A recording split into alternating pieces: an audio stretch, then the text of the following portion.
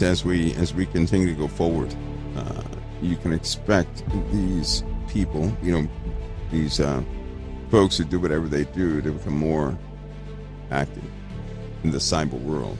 Some people don't have the machinery, or let's say the inventory to attack the USA one way. They'll try it a different way.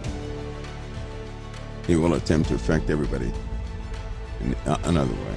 So any banks who were connected to certain financial hubs, their systems are not going to, it's just not going to work out for them.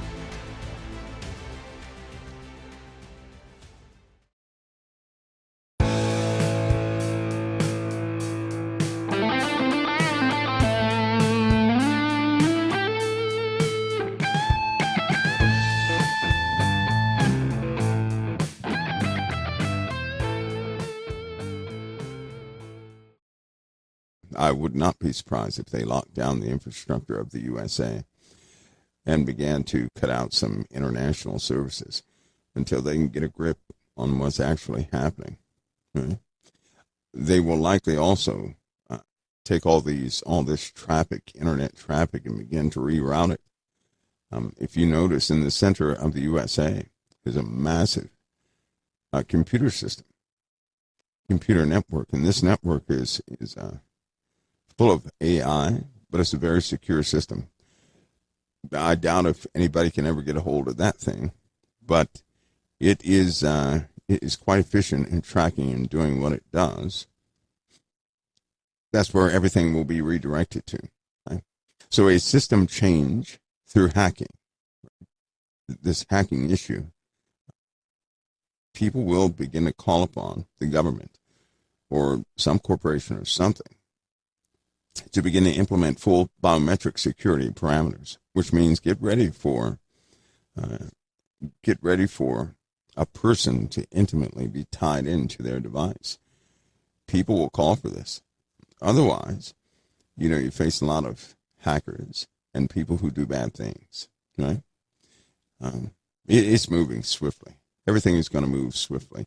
I personally believe, because of all these different culmination of things that have been happening here lately, are pointing in one direction. It's almost like the entire world is being primed. They want to take down the old one, implement the new one. We are witnessing rapid technological advances with many opportunities, and with artificial intelligence rapidly transforming our production and our lives.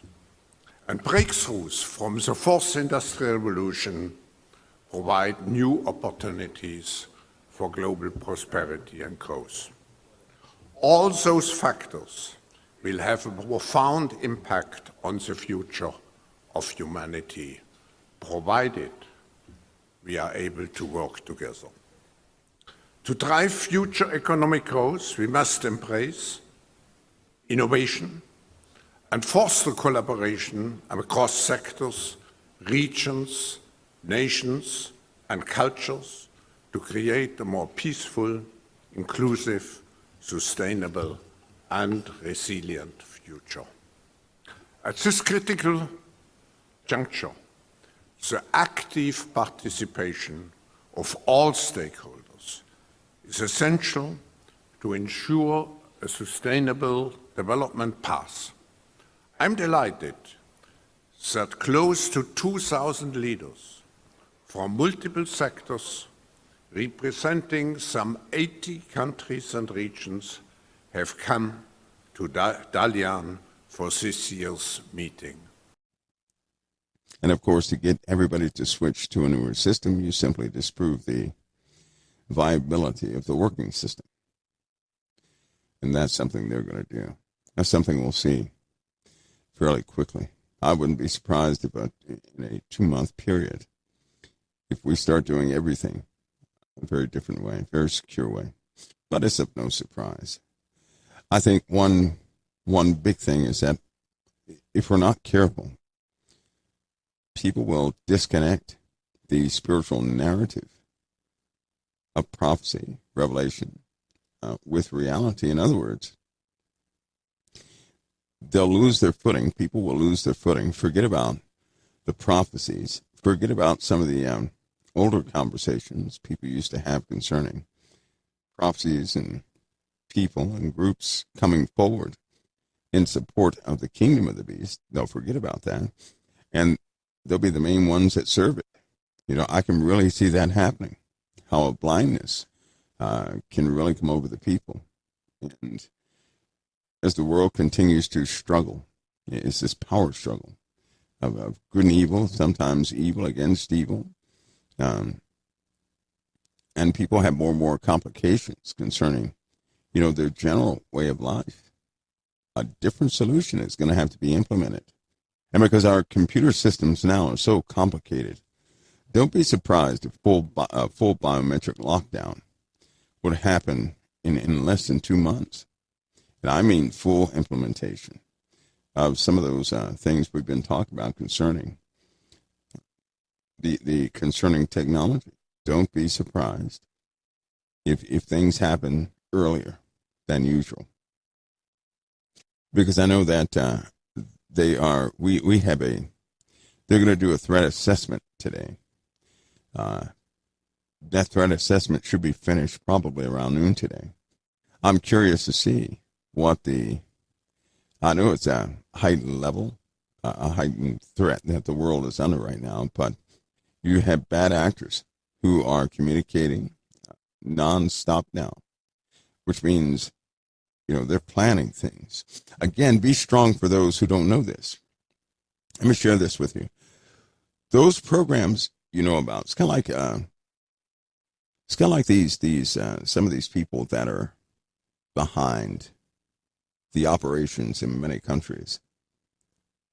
A lot of people know about public rich people like Elon Musk and Bill Gates and all these guys, right? That's what the average person knows. Let me remind you that there are folks that are richer than they are. You don't know their names, and they will always call the shots. So it's not the ones that you know about. Elon Musk, for example. Think of him being put in place as PR, right?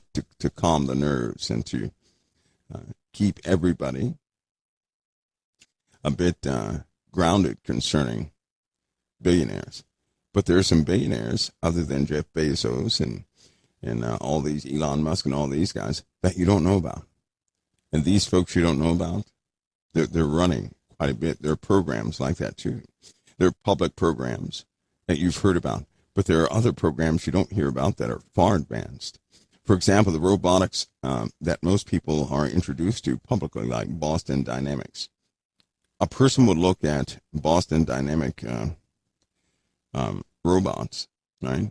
These advanced robots, and they'll say, "Wow, we've come a long way, but we have a long way to go." Well, in truth, it's the robotic systems you don't see, the ones that are actually deployed.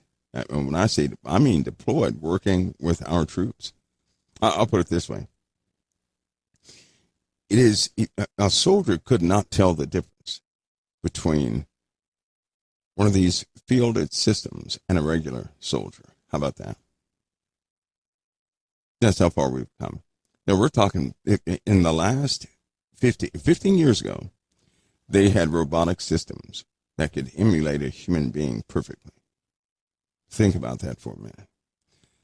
Just think about that. You're talking robots that have been field tested in combat, that have worked along troops and troops did not know it. Inserted into actual real life situations. And then, of course, pulled. They just want to see, what the performance was.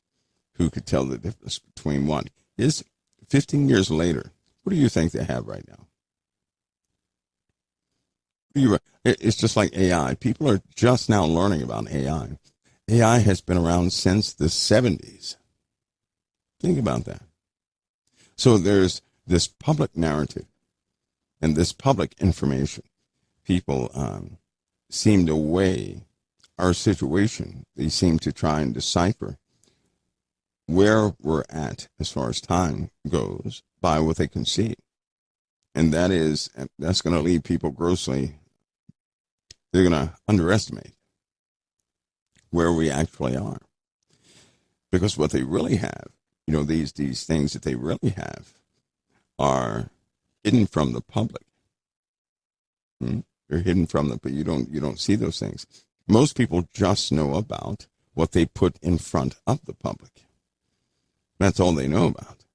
They have platforms and systems that are. I remember back in 2000, was it 13, somewhere around there, 2012, 2013, having a discussion with Angela about observation platforms. An observation platform is ours. But let me briefly describe. If you're ever standing somewhere and you see a blur, just a blur out of the corner of your eye over your head, right? That was likely an observation platform.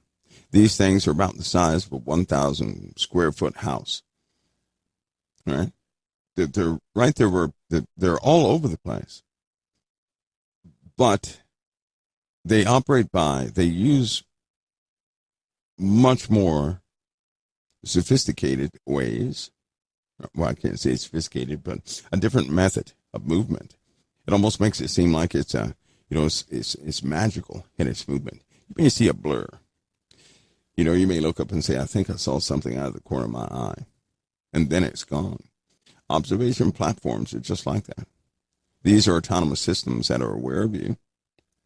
But before you can turn your head around and look, it can leave the airspace. It can hover overhead about 900 to 1,000 feet. I can just sit there and watch people, and people cannot see it. That was back in 2013, and these things were actively deployed all over the place. Some of the silly things that you see in the skies, it's actually our stuff, but we do that stuff in the daytime. We don't have to hide it. You can't track one of those anyway. It's moving too fast. So things like that. Now, this is 15 years later, 20 years later. Where do you think we are? From 2013 to now, where do you think we are? What do you think we really have? We have some astounding things, right? But they're never going to advertise this to the public. They're not going to allow products and services that they have perfected to somehow be on the market. It's not going to happen, though these things are active, So our narrative of what we think about prophecy is greatly hindered by what we have no knowledge of. The general populace, they have no knowledge of certain programs and certain breakthroughs and certain ways of living life that nobody knows about. The average person does not know that. And because they don't know that, they will never equate that or incorporate that into their view of Revelation. So it's going to leave people falling short, which means if the average person can say, well, it looks like we have about 10 years before everything breaks out. The truth is, if they can say that, they can see that now, then, in fact, the breakout is almost immediate, like right now. A lot of people believe that, they have to install the system of the beast and this new system for financial transactions to implement the mark of the beast. We have everything in place right now, the world does, for the mark of the beast. Everything is set up right now. The infrastructure is set up. The systems are set up. They can do away with cash overnight. They don't need the cash system. They have the computer systems can be easily transformed within minutes, right? So the back end is complete. The system itself is complete. The process of marking or implanting people is complete. All of that's complete. The processing centers are complete, right? And it's happening right in front of you. Right in front of you, it's happening. And people have field tested all this technology, all by their lonesomes, right? They field tested this. Grocery stores, for example, some have become highly efficient. That same equipment can be used to process people medically and for different purposes. Their names, information, everything else can run through that financial system. The credit card processing systems, do you guys know this? The same credit card processing systems that are deployed all around the world, right? They keep track of finances through little plastic cards. That same system is the exact same system utilized in the medical field to have some sort of procedure on the masses. The exact same system is going to be used. It's already set up. It's already in place. Everything is already in place. And all they have to do, all anybody has to do, is allow the first system to crumble to implement a new one. They can do this in a heartbeat. In a heartbeat. This has been the Confidential Report. For even more stories like this one, make sure to subscribe to our channel today. And please show your support by clicking the like button on this video. For even more stories and news you deserve to know the truth about, follow us on Facebook and Twitter. Thank you for watching the Confidential Report.